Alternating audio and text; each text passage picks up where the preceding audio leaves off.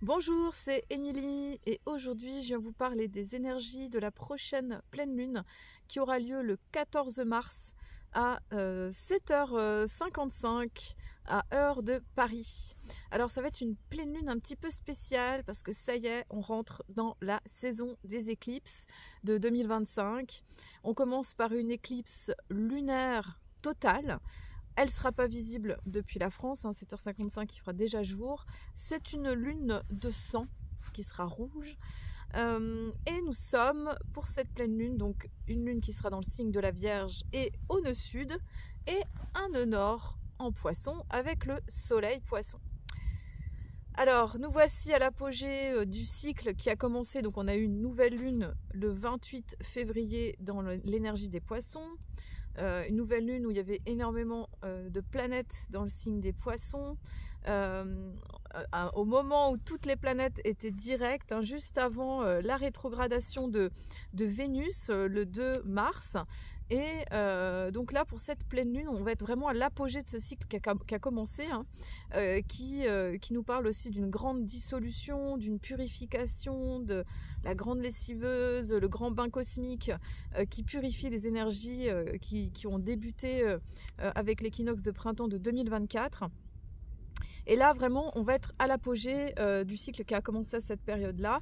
Et c'est une pleine lune, je dirais, qui est puissante parce que c'est une éclipse, éclipse de lune, donc qui viendra éclipser l'énergie de la lune dans le signe de la Vierge pour nous positionner avec l'énergie du soleil en poisson, du nœud nord en poisson. Alors, déjà, la lune en Vierge, elle vient nous parler du sens du détail. C'est un signe de terre, c'est un signe relié avec Mercure, signe mutable, signe qui nous permet de faire le bilan de l'été, qui nous permet de faire la moisson, la récolte. Et la Vierge se plaît à purifier, à nettoyer, à analyser, à avoir le sens du détail. C'est souvent un signe qui est très travailleur, qui peut être beaucoup dans le contrôle de soi, des autres, avec une attention particulière pour la santé, pour la discipline, pour prendre soin du quotidien, vraiment dans ces aspects les plus concrets, l'aspect intendance, vraiment de l'organisation de la vie de tous les jours. Donc ça donne souvent un côté, on va dire, très pratique, très pragmatique, avec un regard sur les choses essentielles, on va dire, du quotidien. Et on va dire que cette éclipse de lune, elle va nous encourager à on va dire prendre de la distance avec certains éléments justement de ce quotidien par rapport au travail, par rapport à certains détails, peut-être à vouloir trop contrôler les choses, parce que le nœud sud, il nous invite à purifier vraiment une énergie, un signe. Donc là, cette purification dans le signe de la Vierge, c'est vraiment, je dirais, se détacher en fait, être vraiment dans ce détachement du contrôle mental, de vouloir que les choses se passent d'une certaine façon avec une forme de volonté. Même si je dirais que c'est quand même important aussi d'aller équilibrer l'énergie des poissons, qui est vraiment cet axe qui va être représenté lors de cette pleine lune, donc tous les deux un axe de service, de signes qui sont au service, c'est un petit peu le guérisseur, l'infirmière, on est un petit peu dans ces archétypes là, et cet axe, comme je vous dis, qui nous demande d'être au service, qui prête attention, alors dans la Vierge dans le sens des détails, et le nœud nord qui va être dans l'énergie du poisson, avec le soleil, nous encourage là à englober une vision des choses, on va dire, beaucoup plus unie en fait, en lien avec quelque chose de supérieur, de pouvoir se laisser porter par l'énergie de l'eau, des poissons, de cette énergie de fluidité. Saturne dans le signe des poissons, donc Saturne, principe de réalité, principe de structure, qui représente le squelette dans le corps, qui représente l'énergie des ancêtres. Donc Saturne en poisson depuis 2023, c'est une initiation particulière qui nous demande de comprendre les leçons de nos expériences, de vraiment intégrer en fait sur des plans beaucoup plus profonds tout ce qu'on a vécu en fait depuis plusieurs années, et de digérer, d'amener sagesse et expérience, au travers de nos expériences, de tout ce qu'on a vécu. Donc en fait, cette initiation particulière de cette saison des poissons cette année, et puis aussi, bon, c'était le cas aussi l'année dernière, c'est vraiment de... eh bien, pour justement aller au-delà des illusions, aller au-delà des tromperies, ça va être justement de pouvoir discerner, amener de la clarté, amener une forme d'intégrité et se confronter avec la réalité des choses. C'est un temps aussi de structuration, c'est un temps de confrontation peut-être avec certaines limites. Je ne sais pas s'il y a des dates limites pour remettre un dossier, s'il y a des choses à regarder, par exemple faire ses comptes ou faire un bilan ou voilà, vraiment voir la réalité des choses, vraiment percuter en fait sur qu'est-ce qui se passe. C'est aussi récolter quelque part ce qu'on a semé, hein, que ce soit les graines qu'on sème, parce que c'est une période aussi où on sème des graines, mais c'est aussi voir en fait ce qu'on produit, ce qui se passe, ce qui est tangible. Donc c'est une phase très particulière, cette période de fin de poisson en plus cette année, où on est justement pris avec ces deux énergies. Aujourd'hui, donc le 11 mars, le soleil est conjointe avec Saturne. Je vais y arriver. Exact. Donc c'est un point qui est très important aussi, parce que justement c'est vraiment ce contour des réalités, c'est vraiment structuré, c'est vraiment regarder les choses avec beaucoup de discernement. Et ce soleil poisson, effectivement, conjoint avec le nœud nord, qui invite à se laisser, comme je vous ai dit tout à l'heure, à se laisser porter, à faire confiance à la vie, à écouter les intuitions, à écouter les rêves, à voir peut-être demander, prier, méditer, ramener du calme, ramener de la sérénité au sein d'une période un petit peu spéciale où on sent que c'est un hiver en fait qui a pris du temps. Hein. C'est un hiver qui a pris du temps parce que avec toute la rétrogradation de Mars, du 6 décembre jusqu'au 24 février, il y a vraiment cette énergie de ralentissement. Je ne sais pas si vous l'avez vécu, si vous l'avez voilà, ressenti entre voilà, tous les empêchements, peut-être blocages pour certains, les maladies, les retards, les choses comme ça. Donc c'est une saison un petit peu particulière hein, justement qui invite à ralentir. Et après, comme je vous ai dit, c'est la rétro de Vénus. Vénus qui a commencé sa rétro dans le signe du Bélier, donc du 2 mars jusqu'au 13 avril.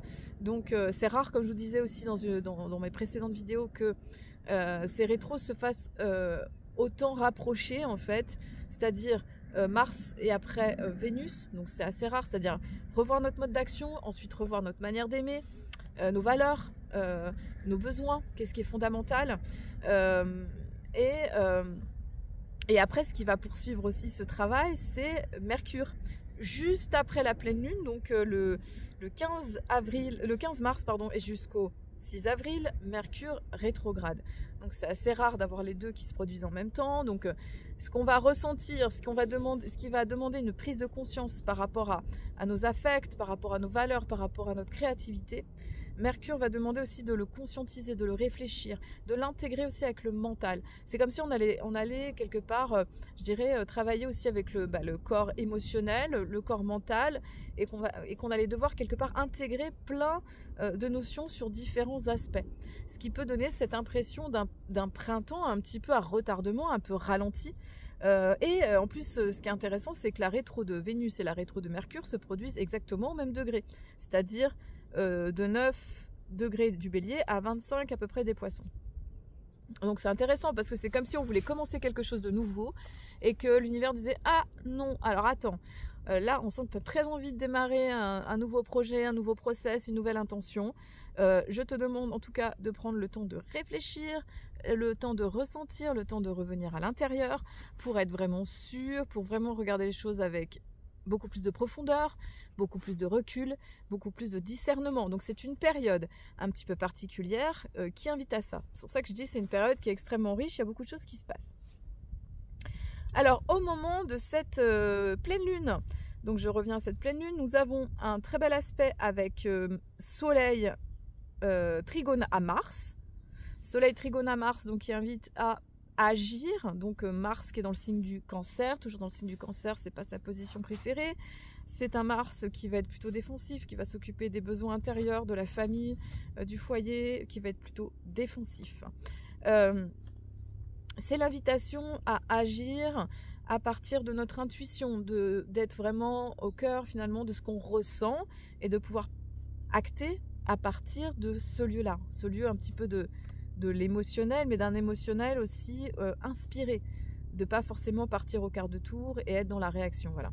Je dirais que c'est une période aussi qui demande de la vigilance. Je fais une petite parenthèse avec ça, parce que c'est aussi la période poisson comme ça, il peut y avoir nombre d'illusions et on peut être aussi perdu dans l'énergie du collectif.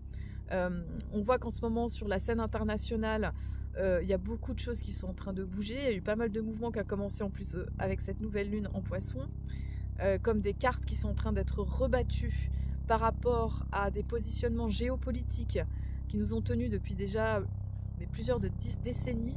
On voit que les choses sont en train de bouger, c'est en train de changer, il y a quelque chose qui est un peu instable, comme si voilà, il y avait des alliances qui étaient en train de bouger, de se transformer. Ça donne beaucoup d'incertitudes, ça peut créer justement des peurs, ça peut créer une sensation voilà, de ne pas savoir où le monde va. Voilà, je dirais que dans ces moments-là, c'est important de se recentrer sur soi, de prendre de la distance aussi avec les informations, avec ce qui nous parvient par les médias, parce qu'il y a beaucoup justement d'illusions, beaucoup de tromperies. Voilà, ça fait très longtemps que les médias, on va dire, sont pas toujours au fait de, comment dire, on fait passer les messages qu'on a envie de faire passer, et ça existe depuis très très longtemps. Voilà. Une fois, j'ai regardé un reportage qui parlait des résistants en Haute-Savoie, et voilà, les résistants étaient appelés les terroristes.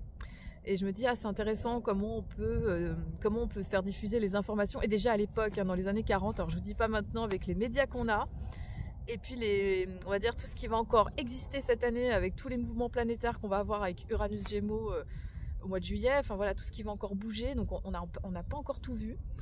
Donc voilà, step by step, on va y arriver, étape par étape. Bon, tout ça pour dire que dans cette période qui peut sembler un petit peu confusante, c'est important de revenir à soi, c'est important de revenir à des choses concrètes, pragmatiques, de revenir au corps, de pouvoir avoir des moyens aussi de se calmer, de se régénérer, de se poser, parce qu'effectivement, il peut y avoir de l'agitation aussi, aux alentours d'une pleine lune éclipse. Je ne sais pas si vous sentez, mais on sent qu'il y a des choses qui remontent à la surface, un petit peu émotionnelles, ou des dossiers anciens à traiter, des énergies à intégrer.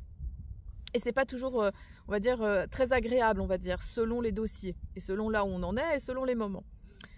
Il faut savoir que l'énergie des éclipses aussi accélère les processus, renforce les processus et plante le décor pour les 6 prochains mois. Donc en fait, ça vient ouvrir une porte, ça vient ouvrir une porte pour tout ce qui va se passer par la suite. Et on sait que l'année 2025, il va y avoir quand même pas mal de mouvements.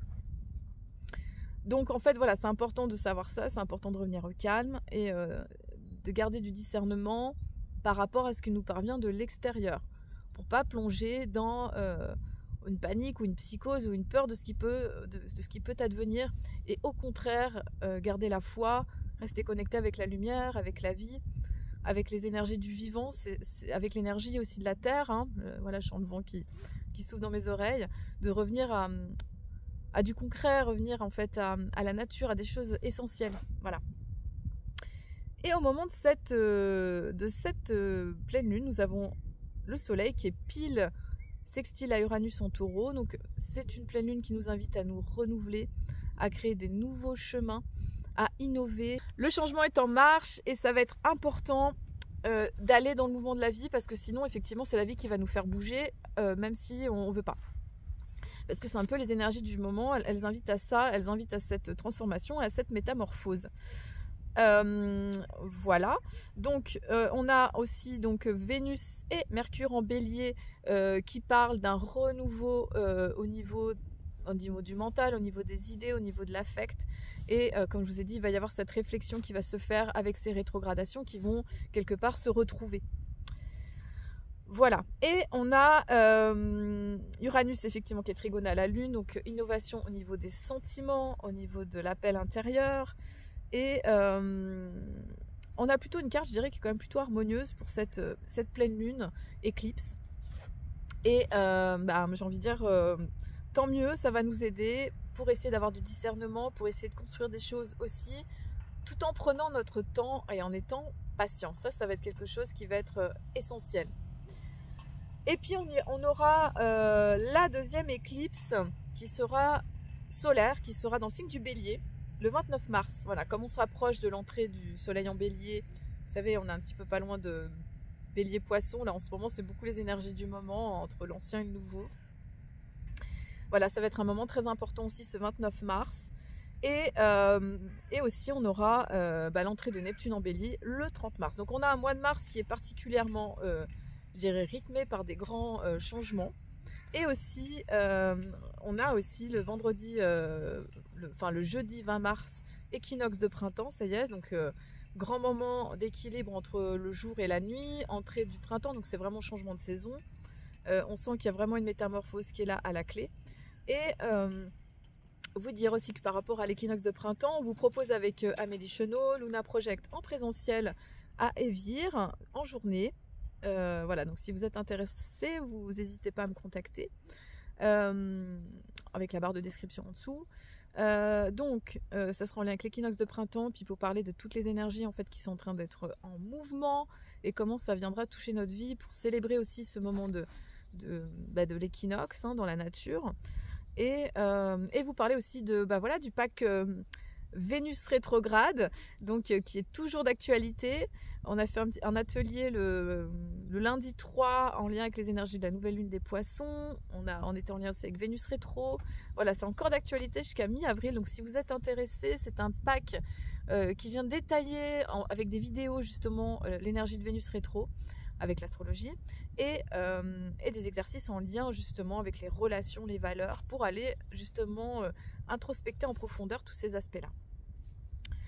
Bon, en attendant, je vous souhaite de bien vous porter, je vous souhaite de prendre soin de vous dans cette période d'éclipse qui est souvent une période très intense où ça demande quelque part de prendre soin de soi, de ralentir, d'amener beaucoup de sécurité, beaucoup d'apaisement, beaucoup de bien-être parce que ça bouge, c'est des périodes qui font bouger énormément. Et oui, et puis je voulais vous dire que c'est une période qui fait écho à la période de juin 2006 à décembre 2007. Et la pleine lune qui était aussi avec cet axe-là, c'était le 4 mars 2007, avec justement un soleil poisson et une lune en vierge. Voilà, si vous voulez vous souvenir de qu'est-ce que vous avez vécu à cette période, c'est intéressant de voir un petit peu qu'est-ce qui s'est passé depuis, quel est le point commun avec la période justement actuelle, et comment ça demande de se laisser porter par la vie et de faire confiance, même si on peut rester organisé, pragmatique et dans l'énergie de la Vierge, mais en équilibrant avec les poissons. Je vous dis à très bientôt et prenez soin de vous.